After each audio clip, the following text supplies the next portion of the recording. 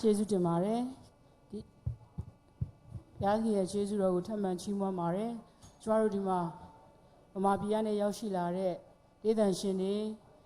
တီဝိုင်းသမားတွေနဲ့ပထမအဆုံးအနေနဲ့ဆရာကြီးဆရာမတွေနဲ့ကျွန်မမိတ်ဆက်ပေးချင်ပါတယ်ဒီဘက်ကတော့အရန်အလှုပ်ရှုပ်နေတယ်ဆိုတော့ဒီဂီတာကိုတီးခတ်တဲ့ဆရာချစ်စမ်းမောင်ဖြစ်ပါတယ်ဒီဘက်ကတော့ drum ကိုတီးခတ်နေတာ drummer ကိုဝေဖြိုးဖြစ်ပါတယ်ဒီဘက်ကတော့ bass guitar ကိုတီးခတ်နေတာတော့စောတူတူဖြစ်ပါတယ်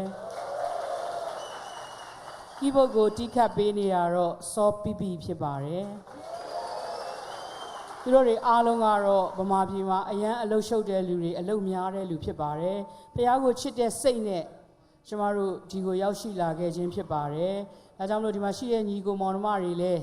ဖះရဲ့မေတ္တာကိုသိရှိခံစားဖို့ရန်အတွက်ကျမတို့ကဘာဟိုဘက်တစ်ချမ်းကနေနေပြီးတော့ဒီမှာရှိတဲ့မြန်မာလူမျိုးတွေအတွက်ဘုရားသခင်ရဲ့ကျေးဇူးတော်ချီးမွမ်းခြင်းတွေတကွာကျမတို့ဝတ်ပြုကိုးကွယ်ခြင်းဖြစ်ပါတယ်ပြီးတော့ဒီဘက်ကအခုန Praise and Worship ကိုဥဆောင်သွားတာတေးဆိုဂျိုးဆက်အောင်ဖြစ်ပါတယ်သူကတော့တစ်ချိန်ကမူရစ်စေဝါသမားဖြစ်ပါတယ်ဒါပေမဲ့ဘုရားသခင်ရဲ့နှုတ်ကပတ်တော်အားဖြင့်သူ့ရဲ့ဘဝသက်တာပြောင်းလဲလာပြီးဘုရားကိုရှိတဲ့အချိန်တွေသူကြံရှိတဲ့အချိန်တွေကိုဘုရားကိုပေးဆက်နေတဲ့ဆရာတစ်ပါးဖြစ်ပါတယ်သူကတော့လူပြိုပဲဖြစ်ပါတယ်ဒီဘက်ကတော့တေးသံရှင်နော်လားဖောဆက်ဖြစ်ပါတယ်သူကတော့ဘုရားသခင်ရဲ့ကျေးဇူးတော်ကိုချီးမွမ်းရင်းနဲ့ကျမတို့ MYC မှာ Sunday School ဆရာမလုပ်နေတဲ့ဆရာမတယောက်လည်းဖြစ်ပါတယ်သူကတော့တေးသံရှင်နော်လားဖောဆက်ဖြစ်ပါတယ်သူကတော့အပြိုပဲဖြစ်ပါတယ်ကိုဘက်ကတော့တေးသံရှင်ငယ်ငယ်လေးကျမရဲ့သမီးအငယ်ဆုံးဖြစ်ပါတယ်သူကျောင်းပိတ်နေတဲ့အချိန်မှာတရားရဲ့ဂုဏ်တော်ကိုချီးမွမ်းဖို့ရန်အတွက်ရောက်ရှိလာခြင်းဖြစ်ပါတယ်သူလည်းအပြိုပဲဖြစ်ပါတယ်ဆိုတော့ကိုဘက်ကတော့တိတ်ခါရရဆရာဦးဇော်ဆိုင်းဖြစ်ပါတယ်ကျမတို့ ministry တစ်ခုဖြစ်တဲ့မိဘမဲ့ကလေးဂေဟာမှာကျောင်းအုပ်ဖြစ်တယ်လို့သင်းအုပ်ဆရာလည်းဖြစ်ပါတယ်သူကတော့တစ်ချိန်ကမူရစ်စေဝါသမားဖြစ်ပါတယ်ဒါပေမဲ့သခင်ယေရှုခရစ်တော်ဘုရားရဲ့နှုတ်ကပတ်တော်တရားနဲ့ထိတွေ့ပြီးပြောင်းလဲလာပြီးတော့ MYC မှာအမှုတော်ဆောင်တာနှစ်20ကျော်ပါပြီသူကတော့အိမ်အောင်ရှိပါတယ်ကလေးလေးယောက်ရှိပါတယ်ကိုဘက်ကတော့တေးသံရှင်ဇမ်နူးဖြစ်ပါတယ်သူလည်းအားတဲ့ချိန်မှာဖခင်ရဲ့ကျေးဇူးတော်ကိုကျမတို့ MYC နဲ့အတူတူလိုက်ပြီးတော့စက္ကန့်နေတဲ့သူတယောက်ဖြစ်ပါတယ်သူလည်းအပြိုပဲဖြစ်ပါတယ်ဆိုတော့နောက်ကြတော့ကိုမျိုးကြီးရယ်သူ့ရဲ့ဇနီးလုံးလုံးရယ်သွားခေါ်နေတာဖြစ်ပါတယ်သူတို့လည်းအားတဲ့အချိန်မှာဘုရားအတွက်အချိန်ပေးပြီးတော့လာရောက်ခြင်းဖြစ်ပါတယ်ဒီမှာရှိတဲ့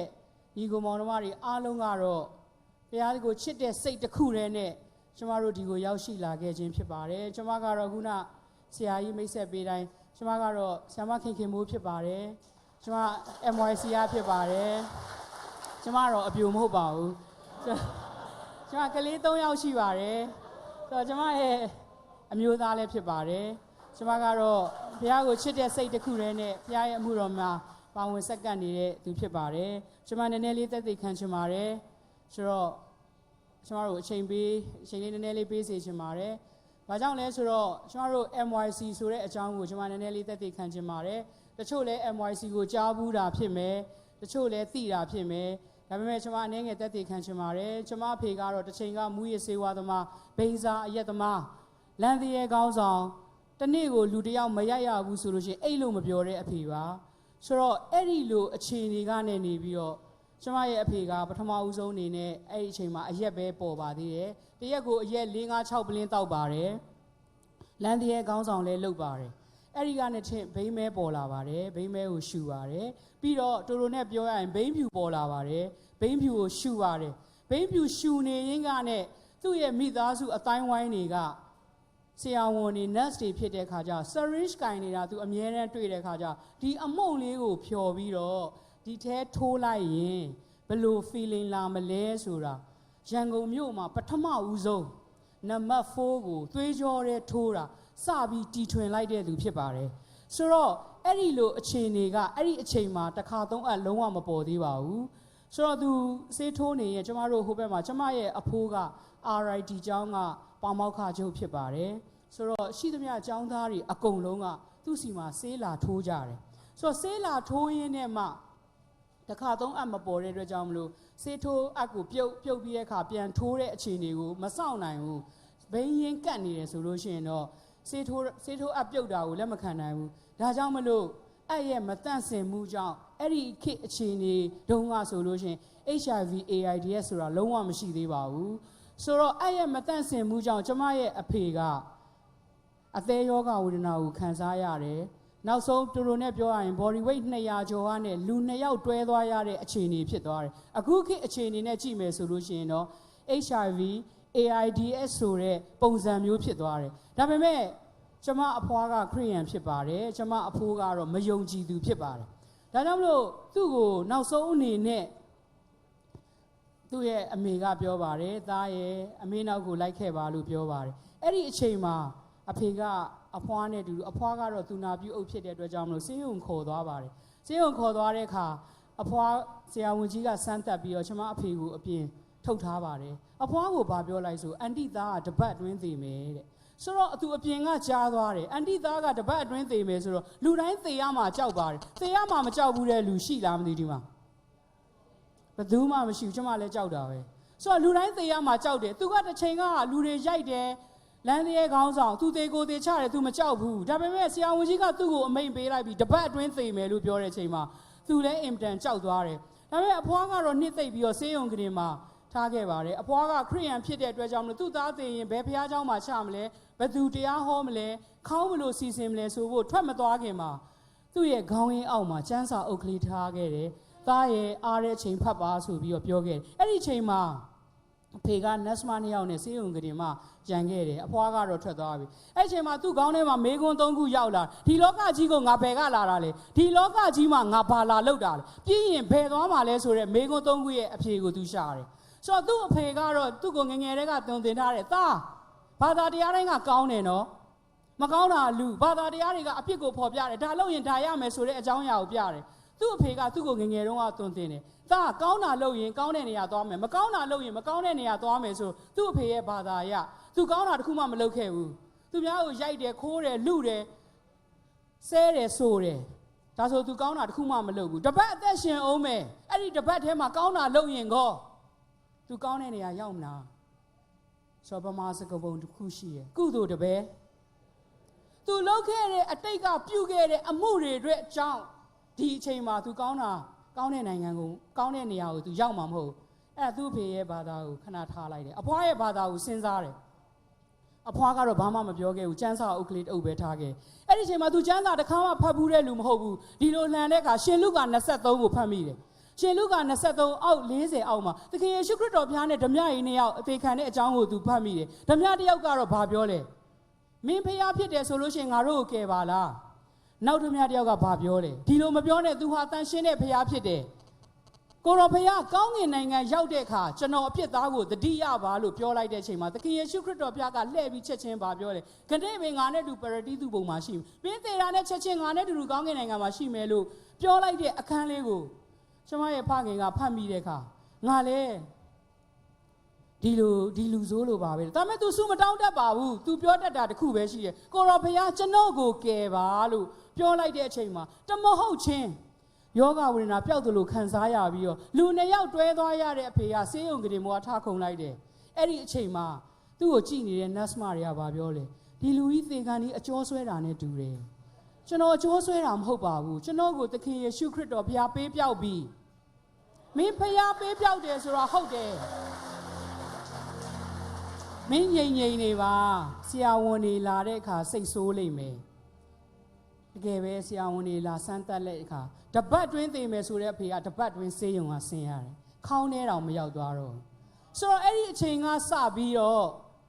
ကျမအဖေကသူ့လိုလူဆိုးတွေကိုကယ်တင်မယ်ဆို1984ခုဩဂတ်စ်လ9ရက်နေ့မှာစပြီးတော့ကျမတို့ MYC ကဖြစ်လာပါတယ်ဘိန်းစားတစ်ယောက်ပြောင်းလဲလာတယ်ဆိုဘယ်သူမှမယုံပါဘူးဆိုတော့ကမ္ဘာဆေးပညာရကျမအဖေအမေရိကန်နိုင်ငံကိုအမြဲတမ်းရောက်တယ် Washington State Department ကိုတိုင်ကမင်းဆေးပြတ်တာမဟုတ်နိုင်ဘူးမူရင်းဆေးဝါးသမားကကမ္ဘာဆေးပညာရဆေးဘယ်တော့မှမပြတ်ဘူးခဏနားတာပဲရှိတယ်ပြီးရင်ပြန်ချမှာပဲဒါပေမဲ့ကျမအဖေကတက်တယ်သခင်ယေရှုခရစ်တော်ဘုရားရဲ့လက်ဝါးကတိုင်နှုတ်ကပတ်တော်နဲ့ထိရင်ပြတ်တယ်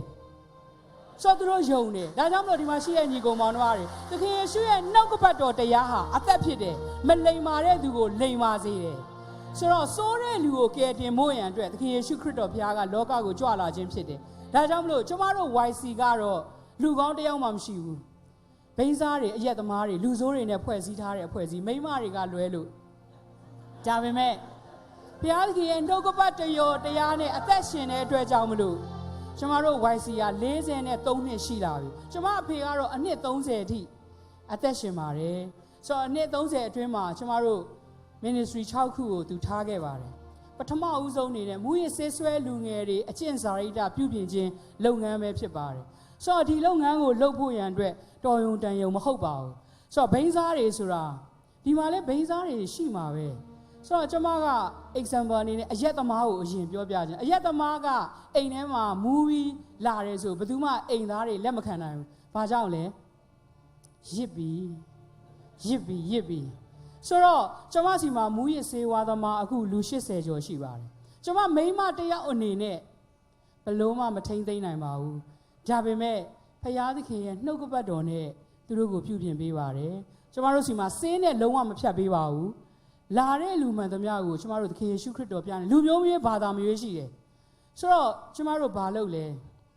ဲသူတို့ကိုနှုတ်ကပတ်တော်နဲ့ပဲသခင်ယေရှုခရစ်တော်ပြားနဲ့မိတ်ဆက်ပေးတယ်ကျွန်မခရစ်ယာန်ဖြစ်ရမယ်လို့ဘယ်သူမှမပြောဘူးမင်းရဲ့ဘဝအသက်တာထဲမှာထူးခြားမှဒီဘုရားကိုယုံပါမထူးခြားရင်ယုံစရာအကြောင်းမရှိဘူးသူတို့ရဲ့ဘဝအသက်တာထဲမှာထူးခြားမှုတွေအများကြီးဖြစ်လာတဲ့အတွက်ကြောင့်မယုံကြည်သူတွေအများကြီးပြောင်းလာတယ်မွတ်စလင်တွေပြောင်းလဲလာတယ်ဘာသာမရှိတဲ့လူတွေပြောင်းလဲလာတယ်အမြီခံခရစ်ယာန်တွေမွေးလာတော့အဖေခရစ်ယာန်အမေခရစ်ယာန်မွေးလာတော့ကျွန်တော်ခရစ်ယာန်ဆိုတဲ့လူတွေအများကြီးပဲသခင်ယေရှုခရစ်တော်ဘုရားရဲ့နှုတ်ကပတ်တရားနဲ့ထိတွေ့ပြီးပြောင်းလဲလာပါတယ်ဆိုတော့သူတို့ရဲ့ဘဝသက်တာသူတို့ရဲ့သက်သေခံချက်အရာမိခင်တွေကိုတတ်တဲ့လူတွေဖြစ်ပါတယ်ကျွန်တော်တို့ဆိုမှာအမေကိုတတ်တဲ့လူလည်းရှိတယ်မိသားစုတွေကိုရင်နွေးနဲ့လောင်းတဲ့လူတွေလည်းရှိတယ်သူတို့ဘာမှမသိတော့ဘူးဆိုတော့အခုခေတ်ကပို့ဆိုတာအရင်ခေတ်ကကျွန်မဖေခေတ်တုန်းကတော့မူရစေဝါတန်တန်လေးပဲရှိတယ်အခုခေတ်ကတော့လိုင်းစုံဖြစ်သွားပြီလိုင်းစုံဖြစ်သွားတော့ကျွန်မစီရောက်လာတဲ့လူတွေကတကြိုးလွတ်တွေဖြစ်လာဆိုတော့အုံနောက်မှာထိခိုက်တဲ့အရာတွေဖြစ်တယ်ဆိုတော့ဒီအရာတွေကိုလည်းပြုပြင်လို့မရဘူးဒါပေမဲ့ရတဲ့အရှင်တော့ရှိတယ်သခင်ယေရှုခရစ်တော်ဘုရားရဲ့နှုတ်ကပတ်တော်တရားနဲ့ပြုပြင်ပါတယ်ဒီလုပ်ငန်းကိုကျွန်တော်တို့လုပ်ပါတယ်ဆိုတော့ကျွန်တော်တို့ကမူရစေဝါကိုအဓိကထားပြီးတော့ကျွန်တော်တို့ဆေးနဲ့မဖြတ်ပေးပါဘူးဆူတောင်းတယ်ဆေးထလာလို့ရှိရင်ကျွန်တော်တို့ရေချိုးပေးတယ်ပြီးတဲ့အခါကျလို့ရှိရင် massage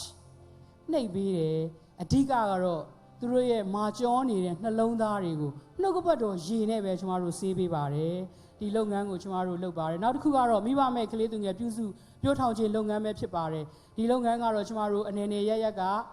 မိဘမဲ့ကလေးတွေရှိပါတယ်ဆိုတော့ကျွန်တော်တို့ဆီမှာမိဘမဲ့ကလေး140ကျော်ရှိပါတယ်ကျွန်တော်တို့တောင်းထားပေးပါတယ်ဆိုတော့ကျွန်တော်တို့သူတို့ရဲ့ဘဝအသက်တာကိုနှုတ်ကပတ်တော်မဲ့ပြုပြင်ပေးပါတယ်မိသားစုမှာမိသားစုဝင်မှာကလေး3ယောက်ရှိရင်တော့အင်မတန်အလုပ်ရှုပ်နေတာကျွန်တော်ဆီမှာအခု140ရှိပါတယ်လွယ်ပါတယ်ဒီ140ကိုကြည့်ဖို့အတွက်သခင်ယေရှုခရစ်တော်ဘုရားရဲ့နှုတ်ကပတ်တော်တရားနဲ့သူတို့ကိုထိတွေ့ပေးလိုက်လို့ရှိရင်အားလုံးကလွယ်သွားပါတယ်ဒါကြောင့်မလို့ကျွန်တော်တို့ဒီကလေးတွေကိုလည်းကျွန်တော်တို့ပြုစုပြောထောင်ခြင်းလုပ်ငန်းလုပ်ပါတယ်ခုနကျွန်မကြံခဲ့တယ်ကျွန်တော်တို့မူရစေဝါသမားတွေထဲမှာ90%ကချင်လူမျိုးတွေဖြစ်ပါတယ်နောက်တစ်ခုက30%ကအခုချင်းတွေလိုက်လာပြီဆိုတော့အရင်တော့ချင်းဘိန်းစားတိတ်မတွေ့ဘူးချင်းအရက်သမားပဲတွေ့ဘူးတဲ့အခုချင်းဘိန်းစားတွေအများကြီးပဲရောက်လာပါတယ်ကျန်တာကချင်းကရင်ကျမတို့စီမှာလူမျိုးပေါင်းစုံရှိပါတယ်ဆိုတော့ကျမတို့ဒါမိဘမဲ့ကလေးတွေဖြစ်ပါတယ်နောက်တစ်ခုကတော့ကျမတို့အနာကြီးသာသနာရှိပါတယ်ဆိုတော့ကျမတို့ဘဝသက်တာထဲမှာဒီလိုမျိုးအနာကြီးယောဂတွေတွေ့လို့ရှိရင်ဘယ်သူကလှမ်းပြီးတော့နှုတ်ဆက်ချင်ပါလဲအဝေးကြီးကနေနေပြီးတော့ပတ်ပြီးသွားတယ်ဆိုတော့ကျမရဲ့ဘဝသက်တာမှာလေကျမဖခင်ကြီးမရှိတဲ့နောက်ပိုင်းမှာကျမဒီယောဂတွေကိုဥဆောင်လာတဲ့အခါကျမမလှုပ်ချင်ဆုံးအလုပ်ကအဲ့ဒါပဲမိဘမဲ့ကလေးတွေကိုချစ်လို့ရတယ်ဘိန်းစားတွေကိုချစ်လို့ရတယ်ဒီလိုမျိုးယောဂတွေကတော့ဘယ်သူချစ်နိုင်မလဲဒီမှာရှိတဲ့ညီကောင်မောင်နှမတွေကယောဂတွေချစ်နိုင်မလားနှာခေါင်းမရှိဘူးလက်မရှိဘူးခြေထောက်တွေမရှိဘူးသူတို့လက်ကပြတ်နေပြီးတော့သူတို့လက်ကနှုတ်ဆက်လိုက်ရှင်အရည်တွေထွက်လာပြီးကတ်နေဒီလိုမျိုးမနှဲခွာရတယ်ဆိုတော့အဲ့ဒီလူမျိုးတွေကိုဘယ်လိုချစ်နိုင်မှာလဲကျမတို့လည်းမချစ်နိုင်ပါဘူးဒါပေမဲ့ဘုရားသခင်ရဲ့မေတ္တာနဲ့ကျမအဖေမရှိတဲ့နောက်ပိုင်းမှာကျမလုပ်ခဲ့ပါတယ်ကျမလည်းသက်သေခံမှုပါတယ်ဆိုတော့ကျမဥဆောင်လာတဲ့အချိန်မှာအဓိကတော့ချစ်ချင်းမေတ္တာပဲဖြစ်ပါတယ် ချစ်ချင်းမြတ်တာနဲ့ဘုရားသခင်ရဲ့ချစ်ချင်းမြတ်တာမရှိဘူးဆိုလို့ရှိရင်ကျမတို့ဒီလုပ်ငန်းတွေတခုမှလုပ်လို့မရပါဘူးအဲ့ဒီအချိန်မှာကျမကိုသူတို့ဖိတ်ပါတယ်ကျမဖေရှိတဲ့အချိန်မှာကျမဒီယောဂသည်တွေစီခဏသွားတယ်သူတို့ကျွေးတဲ့အစားအစာတွေမစားဘူးသူတို့ကိုလည်းနှုတ်မဆက်ဘူးသူတို့ရှိတယ်ဆိုလို့ရှိရင်ကျမကတော့အဖေနောက်လိုက်တဲ့အချိန်မှာကျမဓာတ်ပုံရိုက်ပေးတယ်သူတို့ကျွေးရင်ဒီနေ့အစာရှောင်ထားတယ်ကျမစားလာတယ်အမှန်တော့ဟုတ်တာလည်းမဟုတ်ဘူးရှောက်မစားခြင်းလို့ဒါပေမဲ့တနေ့ကျတော့ကျမဥဆောင်လာရတဲ့ခါကျတော့ယောဂသည်မိသားစုကကျမကိုဖိတ်တယ်ဆိုတော့သူတို့ကအရန်ရိုးသားတဲ့လူတွေဖြစ်ပါတယ်ဆိုတော့ချစ်ချင်းမြတ်တာအပြည့်အဝကိုလိုချင်တဲ့သူတွေဖြစ်ပါတယ်ကျမတို့ကိုချစ်တယ်ကျမကလည်းသူတို့ကိုချစ်တယ်ဆိုတဲ့အရာကိုတက်တည်သူတို့ကလိုချင်ပါတယ်ဒါနဲ့ကျမကသွားတယ်အဲ့ဒီချိန်မှာကျမတို့ဆရာတွေလည်းပါတယ်တိတ်ခါရဆရာတွေလည်းပါတယ်သွားတဲ့အခါကျတော့ကျမကိုတရားဟောခိုင်းတယ်ကျမကဥဆောင်တဲ့သူဖြစ်လာတယ်ဖြစ်ချင်တော့ကျမအဲ့ဒီမှာချစ်ချင်းမြတ်တာတော့အကြောင်းကိုပြောပါတယ်ဘုရားသခင်ရဲ့ချစ်ချင်းမြတ်တာကျမကချစ်လို့လာတယ်ခင်ဗျားတို့ချစ်လို့လာတယ်ဘုရားသခင်ရဲ့ချစ်ချင်းမြတ်တာဘလောက်ကြီးမားတယ်ဆိုတဲ့အကြောင်းကိုတရားဟောနေရင်းနဲ့အမျိုးသမီးတယောက်ကထွက်သွားတယ်သူတို့အိမ်ကန်းလေးကချင်းလေးပါအဲ့ဒီအချိန်မှာအဲ့ဒီအမျိုးသမီးကဘာလုပ်လဲဆိုကျမနဲ့သူနဲ့ face to face ဖြစ်သွားတယ်ဖြစ်တဲ့အခါကျသူဘာလုပ်လဲဆိုတော့ကျမအဆဆုံးမြင်ပါတယ်သူဘာလုပ်နေလဲဆိုတော့သူလက်ဖက်တုပ်လက်လည်းမပါဘဲနဲ့လက်ဖက်တုပ်ပြီးတော့သူမြင်းနေကျမကသူ့ကိုမြင်နေတာသူအဆဆုံးလုပ်နေတာကျမမြင်နေတာသူကလည်းကျမတရားဟောချက်ကိုနားထောင်ကျမစိတ်ထဲမှာတခုဝင်လာတယ်ဒါပြီးရင်ငါတို့ကိုကြွေးမှလားမသိဘူးဆိုပြီးကျမစိတ်ထဲကဝင်လာတော့ကျမသိတရားဟောလို့မရတော့ဘူးဆိုတော့ကျမအမြန်ပဲအဆုံးသတ်လိုက်ပါတယ်ဆုံးသက်ပြီးတဲ့အခါကျတကယ်ပါပဲအဲ့ဒီလက်ဖက်တုပ်ကရောက်လာပါတယ်ဆိုတော့ကျမသူဘာလုပ်တယ်ဆိုတာအဆဆုံးမြင်နေတဲ့အတွက်ကြောင့်မလို့ကျမဘယ်လို့မှမစားနိုင်ပါဘူးဒါပေမဲ့ကျမတရားဟောထားတာချစ်ချင်းမြတ်တာတော့အကြောင်းဖြစ်ပါတယ်ဆိုတော့အဲ့ချစ်ချင်းမြတ်တာတော့အကြောင်းကိုကျမပြောတဲ့အချိန်မှာအဲ့ဒီမှာယောဂသည်တွေအများကြီးကကျမကိုဝိုင်းကြည့်နေပါတယ်အခုတော့ကျမတရားဟောထားတာတွေအာလူးဖြစ်တော့မယ်ဟာအာလူးဆရာမဆိုတာဖြစ်တော့မယ်ဆိုတော့ကျမဘယ်သူ့ကိုအားကိုးရပြီလဲဘုရားသခင်ကိုဘုရားသခင်ကျမတို့ဘလို့နည်းနဲ့မှမစားနိုင်ဘူးကျမအန်တော့မှကျမသိတယ်သူဘာလုပ်တယ်ဆိုတော့ကျမအဆဆုံးမြင်တယ်ကျမမစားတာကိုလည်းကျမနဲ့ပါလာတဲ့ဆရာတွေအားလုံးကသိတယ်ဆိုတော့လက်ဖက်တုပ်ကလေးကနည်းနည်းလေးပါတယောက်တစ်စွန်းကျမတို့က6ယောက်9ယောက်ရှိတယ်တယောက်တစ်စွန်းစားလိုက်ကျမအလှည့်ကြရင်ကုန်သွားမယ်ဆိုတော့ကျမသိတယ်ဆိုတော့ကျမကဆူတောင်းလိုက်တယ်ဆရာကဆူတောင်းပြီးတော့ဆရာအသက်ကြီးတယ်သင်အုပ်ဆရာလည်းဖြစ်တော့ဆရာစားပါဆိုတော့ဆရာစားပါဆိုတော့သူကကျမမစားတာသိတယ်ကျမကိုတို့တယ်ချစ်ချင်းမြတ်တာတော့ရှင်လေခေါင်းဆောင်လေချစ်ချင်းမြတ်တာတော့ရှင်လေဆိုတို့တယ်ဒါပေမဲ့ကျမကိုဝိုင်းကြည့်နေတယ်အဲ့ဒီကယောဂသည်တွေကကျမတော်တော်ချွေးတွေပြန်နေအဲ့ချိန်ကစောင်းတွင်းလည်းဖြစ်တယ်ချွေးတွေအရန်ပြန်နေပြီကျမဘာလုပ်ရမလဲမသိတော့ဘူးဒါပေမဲ့ကျမကအစုလဲတောင်းထားတယ်နော်ကျမဟိုမှာလဲတွေ့ထားရေနွေးခွက်ကိုလည်းကျမတွေ့ထားတယ်သူလုံနေတာလဲကျမအကုန်လုံးတွေ့တယ်ဆိုတော့ဘုရားသခင်ခွန်အားပေးပါ तू ကဒီလိုလုံနေတော့သူများတွေကလည်းဝိုင်းကြည့်တော့မရတော့ဘူးကျမမအံအောင်ပဲကျမဆူတောင်းတယ်ဒါနဲ့တစွန်းယူရကျမစားလိုက်တယ်စားလိုက်တဲ့အချိန်မှာကျမစဉ်းစားထားတာရေနွေးတောက်လိုက်ရင်တော့ဒီပိုးတွေကသိမှာပဲဆိုဒါပေမဲ့ရေနွေးခွက်ကိုမြန်ယူပြီးတော့တောက်လိုက်တဲ့အချိန်မှာရေနွေးခွက်ကအေးနဲ့ဟာသေးပြီဆိုပြီးတော့နေဒါပေမဲ့ကျေးဇူးတော်ပါပဲကျမမအံဘူးဒါပေမဲ့ကျမစားနိုင်ပါတယ်သူတို့နဲ့အဲ့ဒီအချိန်မှာကျမကိုယောဂသည်တွေအားလုံးကလက်ခုပ်တီးပြီးတော့ဒါချစ်ချင်းမြတ်တာအပြည့်အဝပဲရှိတယ်ဆရာမဆိုပြီးတော့ကျမကိုကြိုးဆိုတယ်သူတို့မျက်ရည်ကျတယ်ဘာကြောင့်လဲကျမလည်းအရန်စိတ်ထိခိုက်ရပါတယ်ဆိုတော့ကျမတို့ဒီလုပ်ငန်းကိုလုပ်ပါတယ်သူတို့အရင်တော့ကတော့လူတယောက်ပြောင်းလဲလာပြီးတော့ဆိုတော့ကျမအဖေစီရောက်လာပါတယ်တရောင်းစားဆိုတာပတ်စံတောင်းဖို့ပဲရောက်လာတယ်အဲ့ဒီလူကရောက်လာတဲ့အချိန်မှာပတ်စံတောင်းဖို့ကျမအဖေကဘလောက်လူဆိုးတွေလည်းခေါ်လာပြီးမိဘမဲ့ကလေးတွေလည်းခေါ်လာပြီးအခုတရောင်းစားပါအိမ်ထဲခေါ်လာတော့ကျမတို့ရှိရဆရာတယ်ဆရာဘာလုပ်တာလဲဒီတရောင်းစားကြီးကိုခေါ်လာခဏနေဦးငါပတ်စံပေးမလို့တရောင်းစားကိုလည်း तू ကခေါ်လာတာမင်းကိုပတ်စံပေးမယ်ဆိုဟိုတရောင်းစားကလည်းဟာပတ်စံတောင်းတဲ့လူကလည်းဟုတ်ပြီပတ်စံတွေအများကြီးပေးမှာပဲဆိုပြီးတော့မင်းခဏထိုင်ဦ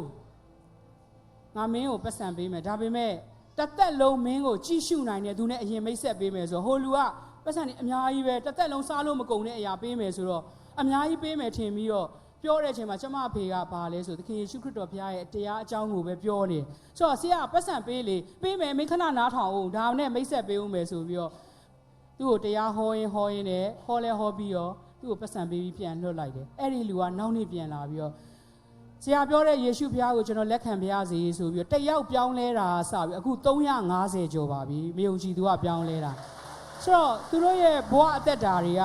အငယ်ဆုံးသောသူတွေပါသူတို့ဖျားကိုအယမ်းချစ်တဲ့သူတွေပါမနေ့9နာရီဆိုလို့ရှိရင်သူတို့ဆူတောင်းတယ်ဆူတောင်းပြီးတော့မှသူတို့လုပ်ငန်းခွင်ကိုသွားတယ် ဆိုတော့အရင်တော့သူတို့တောင်းစားတယ်အရက်ချက်တယ်ဘိန်းရောင်းတယ်ဒါပေမဲ့ယုံကြည်သူဖြစ်လာတဲ့အချိန်မှာအရက်လည်းမချက်တော့ဘူးဘိန်းလည်းမရောင်းတော့ဘူးကျမကဘာလုပ်ပေးလဲဆိုတော့သူတို့ဖះเจ้าဖြစ်ပါတယ်ဆိုတော့အရင်တော့ဟိုဘက်နားမှာဖះเจ้าသေးသေးလေးပဲအခုလူ350ဖြစ်လာတဲ့အခါ